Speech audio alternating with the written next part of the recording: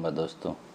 आज मैं आपको राजस्थान में पड़े विक्रम संवत 1956 के छप्पनिया काल के कुछ किस्से सुनाने जा रहा हूँ। राजस्थान में सबसे भयंकर अकाल 1899 ईस्वी में पड़ा था।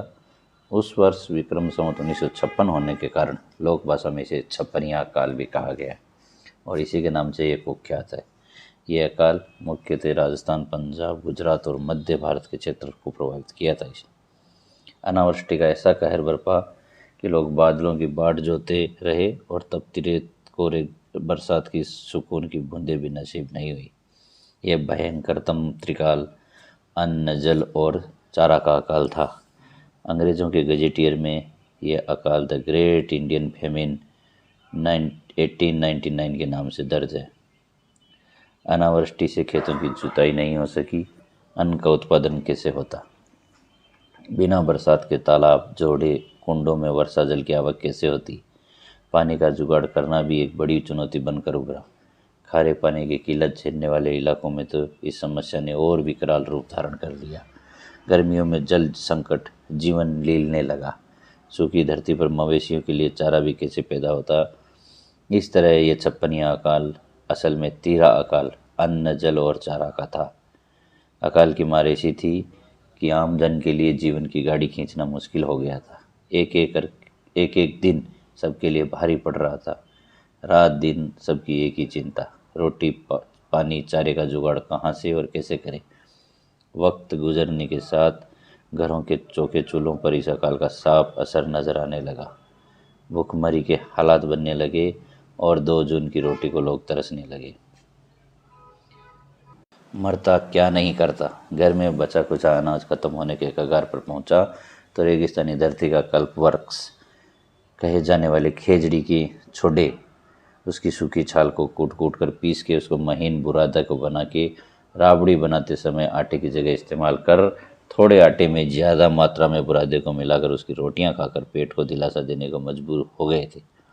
जोहड़ों एवं खेत की चौड़ी सीयों पर उगे भरूटिया घास के कांटों के बीच में एक जो बाजरे जैसे दाने छुपे रहते हैं, उन्हें बड़े धीरज से बीन कर इकट्ठा करते और फिर उनको उबाल कर खाते। जिंदा रहने की जद में वो सब कुछ किया जो करना संभव हो सकता था। राजस्थान के ग्रामीण इलाकों में शिक्षा की ज्योति को ग्रामोत्थान विद्यापीठ संगरिया के जरिए परवान चढ़ाने वाले कर्मवीर संत योगी स्वतंत्रता संग्राम के सेनानी स्वामी केशवानंद खुद ने किशोरावस्था में छप्पनिया काल की त्रासदी झेली थी।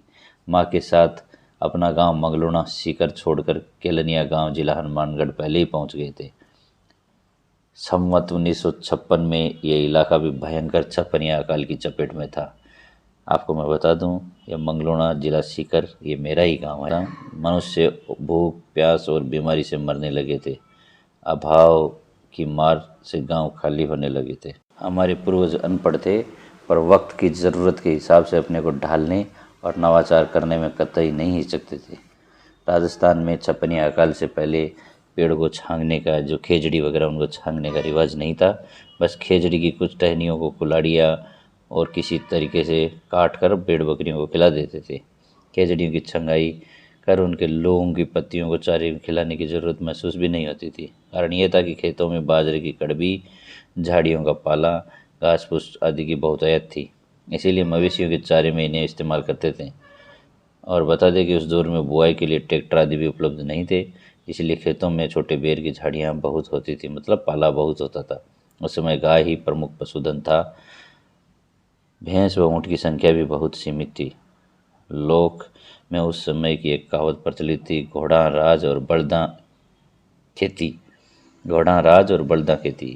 एक बात और भी है, उस समय बाजरे के पोलों की छानी भी नहीं काटी जाती थी।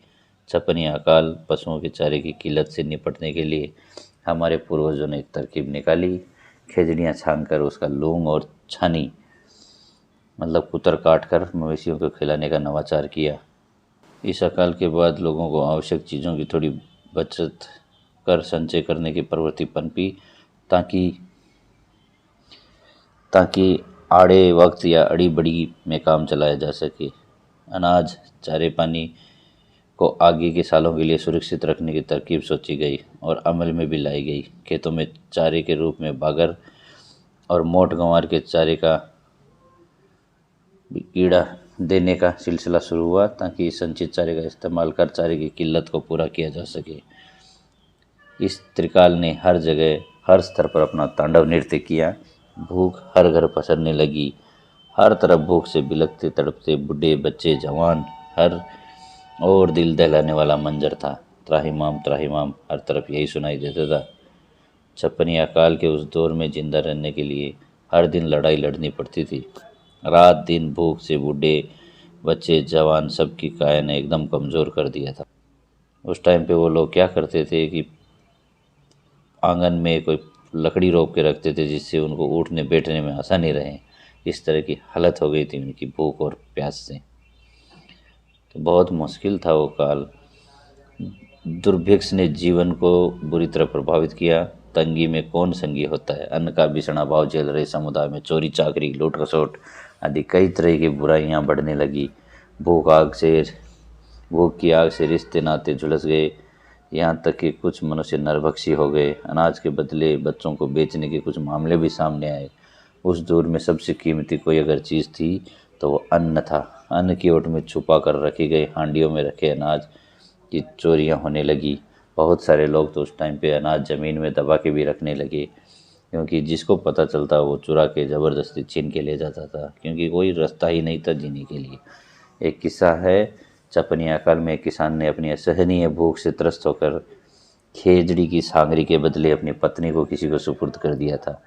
और जब अगले साल जेठ के महीने में मानसून दस्तक हुई और बादल गरजने लगे तो अपना सिर पकड़कर उसने अपने किए पर पछतावा करते हुए ये कहा कि आधो रेग्यो ऊँखड़ी आधो रेग्यो छाछ सांगर साटे धन गई अब मदरो मदरो गाज।